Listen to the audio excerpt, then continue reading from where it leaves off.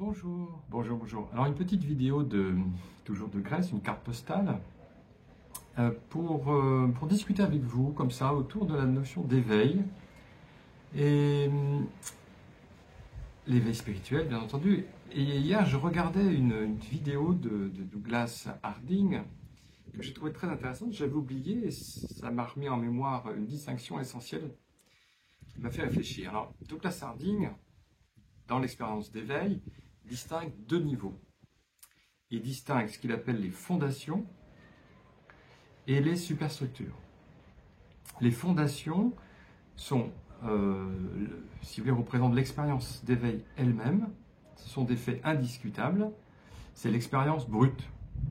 Voilà. Par exemple, au-dessus de mes épaules, comme au-dessus des vôtres là, au-dessus de mes épaules, je découvre un espace transparent, je ne vois pas ma tête. Je vois un espace transparent, sans couleur, sans forme. Voilà un fait indiscutable. Et puis, donc ça c'est les fondations. Puis il y a les superstructures qui sont en fait les interprétations de ces fondations, les interprétations de ces faits. Là, les interprétations, ça concerne la compréhension, ça concerne le langage, ça concerne aussi comment on ressent ces fondations. Donc, vous voyez, il y a la couche, donc la base des fondations, l'expérience brute. Voilà.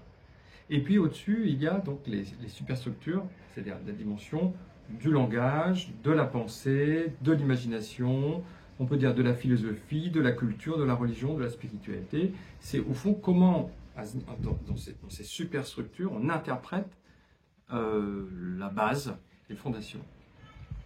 Alors, cette distinction me paraît très importante, très intéressante. Parce que, d'abord, beaucoup de gens, beaucoup d'enseignants, me semble-t-il, ne font pas cette distinction et vous présentent les interprétations comme des faits. Par exemple, on va vous dire que dans l'expérience d'éveil, eh bien, c'est un fait qu'il n'y a pas de libre arbitre, c'est un fait que le monde entier est dans la conscience, c'est un fait que, en fait, il n'y a personne, par exemple, au centre, ce genre de choses. Donc, certains enseignants, et dans lesquels je me range sans doute aussi, certains enseignants vont présenter leur interprétation de l'expérience d'éveil comme si c'était l'expérience d'éveil elle-même, comme si, en fait, c'était une fondation, un fait indiscutable. Parce qu'au niveau des interprétations, il y a des discussions possibles, il y a des interprétations très diverses. C'est très frappant d'ailleurs que pour une même expérience d'éveil, il y ait des discours différents, voire opposés. Prenons un exemple, le bouddhisme et l'hindouisme. Dans le bouddhisme, en tout cas, dans le bouddhisme ancien, Theravada, et même dans le Mahayana, il n'y a pas de soi. Il n'y a pas de soi. Hein. Il n'y a pas une âme, un Atman au centre qui serait un soi. Pas du tout, c'est même l'illusion ultime. Dans la philosophie indienne, dans l'Advaita Vedanta, parce qu'il y a encore plein de philosophies indiennes, mais dans l'Advaita Vedanta, donc défendue par Shankara, Ramana par exemple, il y a un soi. Hein, le soi, il y a l'Atman, si vous voulez, qui est le soi ultime. Et d'ailleurs, Shankara n'arrête pas de taper sur les bouddhistes en disant c'est des nihilistes, pour eux il n'y a rien, etc. Bon. Donc il y a toujours eu des débats en fait entre des interprétations contradictoires, opposées. Si vous prenez dans nos cultures l'interprétation chrétienne, par exemple, des mystiques chrétiens, c'est encore une autre interprétation. Hein. Au centre, qu'est-ce que je trouve au centre? Je trouve le Christ. Je trouve le Christ. Et on va plutôt mettre en avant la liberté que l'absence de libre arbitre, et on va plutôt mettre en avant un certain réalisme du monde extérieur que dire que tout est dans la conscience. Donc vous voyez, ce que je veux pointer ici, c'est que, en fait, bien souvent, si vous voulez, on confond les interprétations et le fait, en disant que l'interprétation c'est le fait, alors que non. Et on néglige le fait qu'il y ait des interprétations très différentes. Moi, je trouve ça intéressant qu'il y ait des interprétations très différentes, parce que ça montre qu'aucune interprétation, d'abord ça montre que ce sont des interprétations, et ça montre ensuite qu'aucune interprétation ne peut sans doute contenir la totalité de l'expérience elle-même, hein, qui déborde tout langage. Donc, je prends un exemple pour vous montrer que bien souvent, on confond l'interprétation et le fait. Prenons par exemple Perspira, qui défend la thèse, donc tout est dans la conscience, qu'il n'y a pas de monde extérieur. Peut-être qu'elle est vraie, cette thèse, et c'est une thèse que moi souvent je défends aussi. Peut-être qu'elle est vraie, mais ce n'est pas la fondation. Ce n'est pas un fait, c'est une interprétation. La preuve, c'est que Rupert Spira va développer une argumentation philosophique. Il pose des questions aux gens, il donne des arguments, il critique des arguments. On est dans la philosophie, en fait. C'est de la philosophie. C'est très bien, moi j'adore la philosophie, je suis philosophe. Mais vous voyez, on passe par l'analyse, on passe par l'argumentation. Donc c'est pas dans la fondation, c'est pas dans le fait, puisqu'on doit obliger de passer par l'analyse philosophique. Voilà, donc c'est une interprétation. Pareil, quand vous lisez Balsekar sur le libre arbitre, Balsekar, voilà, il donne des arguments, il fait une analyse, donc on est dans la philosophie aussi. Peut-être c'est une interprétation juste, c'est pas le problème. Le problème, c'est de montrer que c'est une interprétation.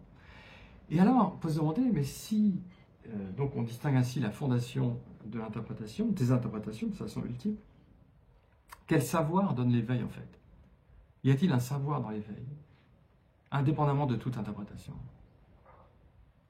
Peut-on, voilà, qu'est-ce que ça serait que de vivre l'éveil sans avoir aucune interprétation de ce qui se passe?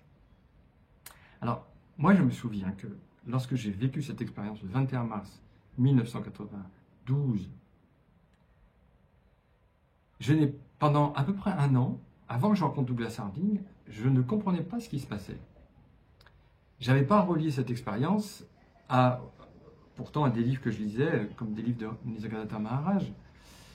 C'était une expérience que je ne comprenais pas, mais qui était là, incontestablement. Et donc pendant un an, en fait, avant que je rencontre Douglas Harding, c'était sauvage. Et du coup, quand j'y repense, c'était une période intéressante parce que je ne pouvais pas relier ça au bouddhisme, à l'hindouisme, au christianisme. C'était quelque chose de brut, quoi. Incontestable. Oui, il y a un grand espace transparent. Je ne le disais pas comme ça à l'époque. Je disais juste j'ai disparu. Le monde est en moi. Je ne le disais pas comme ça non plus tout à fait, mais c'est ce qui se passait. Et par la suite, j'ai eu donc des interprétations de Douglas Harding et d'autres qui sont venus sur l'expérience.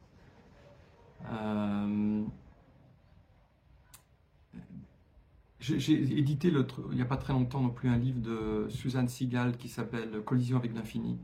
Susan Seagal est une femme, une américaine qui vit l'expérience d'éveil de manière aussi sans interprétation. Ou plutôt l'interprétation qu'elle en a, elle a l'impression qu'elle est devenue schizophrène, elle a l'impression qu'elle a disparu du monde, qu'elle est morte, donc elle le vit mal en fait. Et les psychothérapeutes qu'elle rencontre lui donnent une interprétation, si vous voulez, clinique de maladie mentale. Donc on lui dit vous êtes schizophrène, vous faites une dissociation.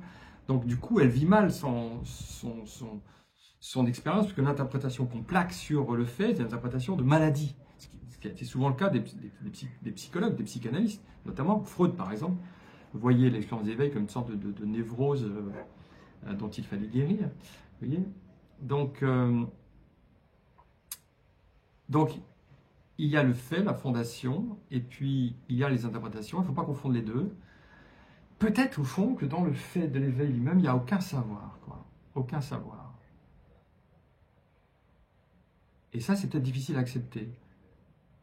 Parce que nous aimons, nous voulons savoir, nous voulons connaître, mais peut-être que ça nous conduit à un non-savoir total. En fait. Je ne sais rien. En réalité, si je devais dire ce que je sais à propos de l'éveil, rien. Je suis dans un non-savoir. Et c'est pas facile de rester en non-savoir parce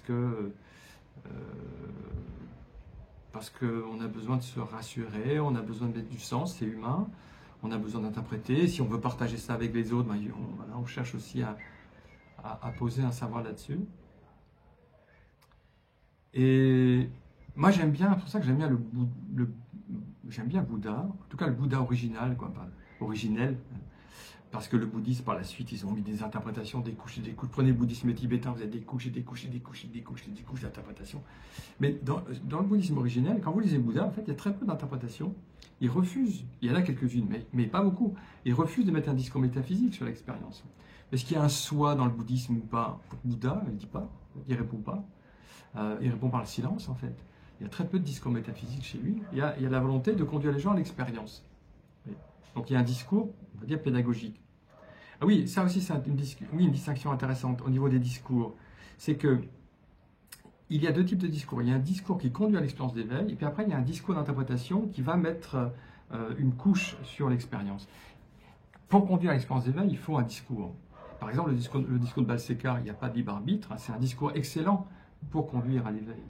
Le discours de Douglas Harding, au-dessus de vos épaules, quand vous pointez, il n'y a personne, c'est un excellent discours pour conduire à l'expérience d'éveil. Mais le problème, c'est quand ces discours, après, se rigidifient et deviennent dogmatiques. Quand d'une pédagogie, on fait une métaphysique. Ce qui n'était pas le cas chez Douglas, parce que comme Douglas, en fait, pouvait tenir un discours bouddhiste, un discours chrétien, un discours hindou, finalement, on avait cette pluralité d'interprétation qui nous ramenait à la fondation, qui nous ramenait au fait, à l'expérience. Donc voilà, il y a quand même... Donc voilà, si je devais conclure, je dirais, il y a deux types de discours. Il y a un discours pédagogique, c'est normal, c'est très bien. Bon, après, il y a le discours d'interprétation de l'expérience qui devient très souvent dogmatique, métaphysique. Il y a un discours d'interprétation qui devient dogmatique. Or, il faut distinguer les deux. Voilà, il y a les faits, en d'éveil, et puis il y a le discours qu'on rajoute dessus.